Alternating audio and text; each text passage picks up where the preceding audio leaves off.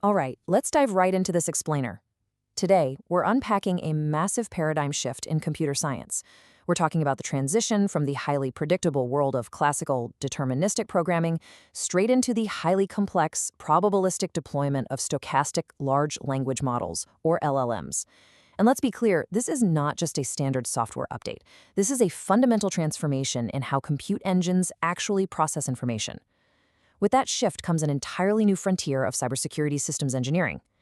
So we're going to break down the technical architecture you need to securely deploy these generative AI solutions, all without compromising your enterprise data or your operational integrity. Here is our roadmap for this explainer. First, we'll cover classical versus stochastic software, then the LLM mental model, followed by systemic risks and the CIA triad. After that, we'll get into the applied engineering side, with mitigation guardrails, dual architectures, and finally, secure deployment protocols. Starting off with Section 1, classical software versus stochastic models. Before we can even think about securing these systems, we really have to establish their foundational ontology. Look, classical software relies on deterministic control flow. The logic is explicit, it's sequential, and it is highly auditable. If you pass a 10 into a squaring function, you are getting 100 every single time. It's completely verifiable just by inspecting the source code. But LLMs, they rely on stochastic decoding. Their outputs are generated through probabilistic sampling. The logic isn't explicitly written out, it is implicit, distributed across literally billions of parameter weights. Because of this random sampling process, passing in the exact same prompt can yield totally different outputs. You completely lose that explicit verifiability. And because of that, we are forced to rely heavily on empirical testing and real-world deployment observation. To visualize this, look at a classical system execution. A specific input A goes in and X comes out reliably. It is a strictly linear, verifiable control flow. But switch over to a language model execution and you feed in a prompt P, and that output splinters into a broad distribution of probabilistic generations. It's just not a straight line anymore. It's an empirical generation where one single input can fragment into a multitude of varied outputs, all based on incredibly complex neural network interactions. Moving to Section 2, the LLM mental model.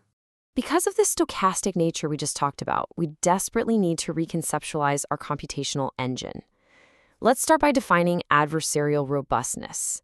In human terms, this is our innate ability to protect sensitive information and accurately discern malicious intent. As humans, we learn caution, right? We learn you don't just hand over your bank routing number to a random stranger on the street. LLMs fundamentally lack this. They possess zero systemic caution, absolutely no ethical consciousness, and zero common sense. They literally cannot discern a benevolent user from a malicious attacker. So instead of anthropomorphizing an LLM as some human-like intelligence, you really need to view it as an untrustworthy, wildly overconfident autonomate intern. This core engine has unbelievable access to knowledge and can simulate reasoning to a remarkably high degree, but it possesses zero ethical boundaries. It is a tireless, incredibly capable system, but it is fundamentally unpredictable and highly vulnerable to adversarial manipulation if you aren't watching it constantly. Section 3, Systemic Risks and the CIA Triad. Okay, now that we understand this stochastic black box, we have to map out its vulnerabilities. And the absolutely crucial threat here is prompt injection. This is a critical integrity failure, specifically known in cybersecurity as a confused deputy attack.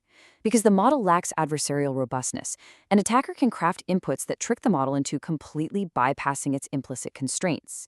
It basically hijacks the logic to execute unintended and often malicious actions.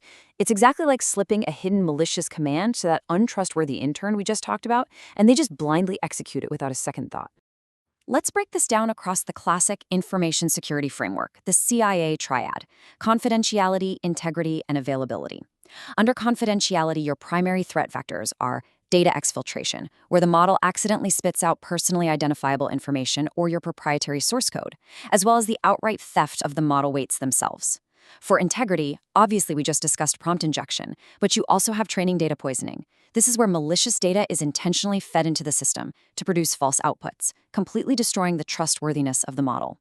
And finally, availability.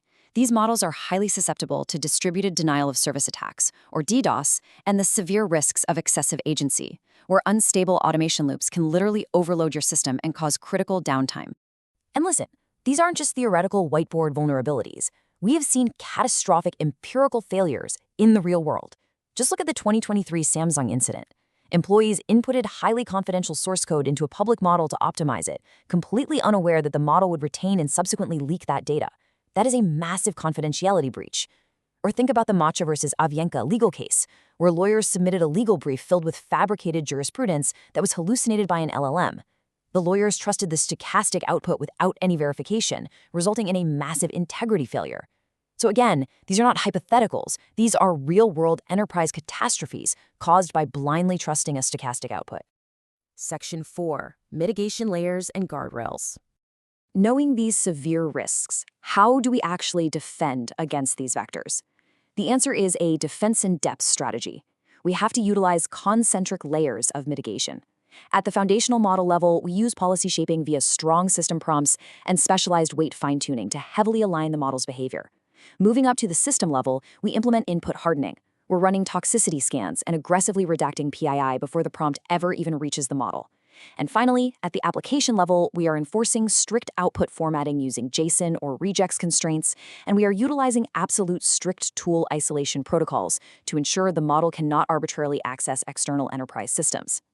Think of this architecture as a secure fortress. The LLM core, that inherently unstable stochastic engine, sits right in the center. Around it, we build these highly deterministic guardrails. The system layer acts as the boundary, rigorously filtering both inputs and outputs. Then the outer application layer handles the user interface and the overall deployment context. You don't try to make the stochastic black box perfectly safe on its own. That's impossible. Instead, you build robust, deterministic guardrails around it to guarantee secure interactions. Section 5. Dual architectures and privilege isolation. Now, as your enterprise implementations grow in complexity, those standard concentric layers, they just aren't enough anymore. We have to introduce a dual architecture pattern to physically segregate privileges. Notice here, we don't just have one single LLM doing everything. We have a privileged LLM and we have a quarantined LLM. The privileged LLM is highly restricted. It only receives safe, pre-filtered inputs from a controller, and it is the only model allowed to execute plans or access your API tools. The quarantined LLM, on the other hand, processes all the raw, untrusted text from the web or user documents. And crucially, this quarantined LLM has absolutely zero access to external tools. So if a malicious prompt injection is hidden inside an uploaded document, it gets executed inside the quarantined LLM. But the attack is completely neutralized because that model is isolated in a secure sandbox. And finally, Section 6, Secure Deployment Protocols. So we've covered the theoretical risks and the architectural topologies. Now, before any of these systems ever go to production, they absolutely must pass this heuristic validation matrix, what we call the 5-question gate. First, what can be exfiltrated by inputs or outputs? You have to strictly assess secrets and PII leakage. Second, what can be executed via tools or connectors? You have to map the strict boundaries of the model's agency. Third, what are we over-trusting without verification? Never, ever assume the model's output is factual. Fourth, what is logged for audits and red teams? You need deep, granular telemetry auditing to trace stochastic behaviors. And fifth, what fails close when things go wrong? You must have deterministic fail-safe mechanisms that safely shut the entire system down during an anomaly. As we wrap up this technical breakdown, I really want to leave you to critically evaluate your own organization's generative AI deployment topologies. Look at your architecture right now and ask yourself, are your safeguards failing safely, or are you blindly trusting a stochastic black box? Because in the world of large language models, assuming adversarial robustness isn't just naive, it is an architectural failure waiting to happen. Ensure your guardrails are deterministic, especially when your core engine is not.